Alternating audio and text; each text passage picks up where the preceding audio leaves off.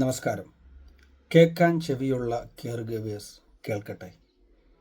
7 വർഷം ഇസ്രയേലിൽ ജോലി ചെയ്ത ഒരു സഹപ്രവർത്തക തൻ്റെ 2 വീട്ടിലെ മികച്ച റെക്കമെൻഡേഷനോട് കൂടിയുള്ള സേവനത്തിന് ശേഷം മൂന്നാമതൊരു വീട്ടിൽ അമ്മച്ചിയെ നോക്കാൻ വേണ്ടി പോകുന്നു. അമ്മച്ചി വളരെ ഹെവി ആയിട്ടുള്ള ഒരാളാണ്.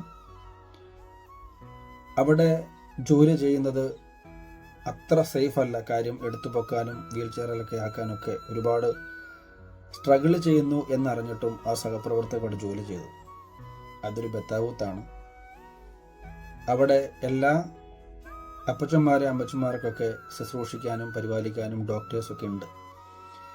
ഉറക്കക്കുറവ് അനുഭവപ്പെട്ട ആ അമ്മച്ചിയുടെ ക്ഷീണം മനസ്സിലാക്കി ആ മക്കൾ വഴി ഡോക്ടറുമായിട്ട് കൺസൾട്ട് ചെയ്ത് ബണ്ടോർമിൻ എന്ന ഗുളിക, ഒരിക്കൽ സ്റ്റോപ്പ് ചെയ്ത ഗുളിക പിന്നീട് റീസ്റ്റാർട്ട് ചെയ്തു.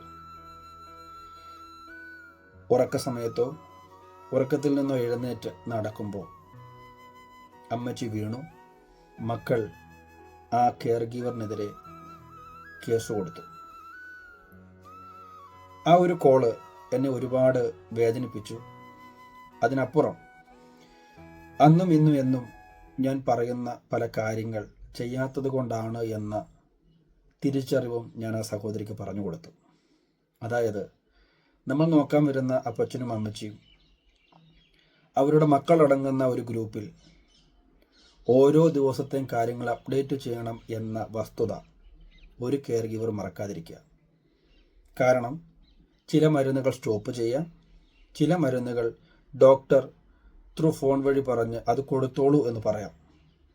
അത് കേട്ട് നമ്മൾ കൊടുത്താൽ ഡോക്ടർ ചിലപ്പോൾ പേഷ്യൻ്റ് മരിക്കുകയോ പേഷ്യൻ്റ് വീഴുകയോ ചെയ്താൽ ഞാനങ്ങനെ പറഞ്ഞിട്ടില്ല എന്ന് പറഞ്ഞ് കൈയൊഴിയാം. പക്ഷേ കൊടുത്തത് കെയർ ഗീവർ ആണെങ്കിൽ ആ കൊടുത്തതിൻ്റെ ചിത്രങ്ങൾ CC ക്യാമറയിൽ ഉണ്ടെങ്കിൽ ഡോക്ടറിൻ്റെ ഡെസ്ക്രിപ്ഷൻ ഇല്ലാതെ ഞാൻ പറഞ്ഞ ഫാമിലി ഗ്രൂപ്പിൽ ഇൻഫോം ചെയ്യാത്തതിൻ്റെ പേരിൽ ആരുടെയും അറിവില്ലാതെ അമ്മച്ചിക്ക് രാത്രിയിൽ ബൊണ്ടോർമിൻ കൊടുത്തു എന്നൊരു കേസ് കൂടെ നിങ്ങളുടെ തലയിൽ വന്നാൽ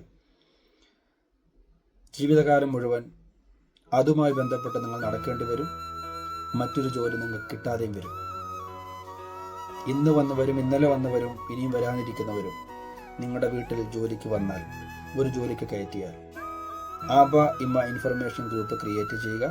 ഓരോ ദിവസത്തെയും കാര്യങ്ങൾ അപ്ഡേറ്റ് ചെയ്യുക. ഇത് നിങ്ങൾക്ക് ഉപകാരപ്പെടും. Thank you.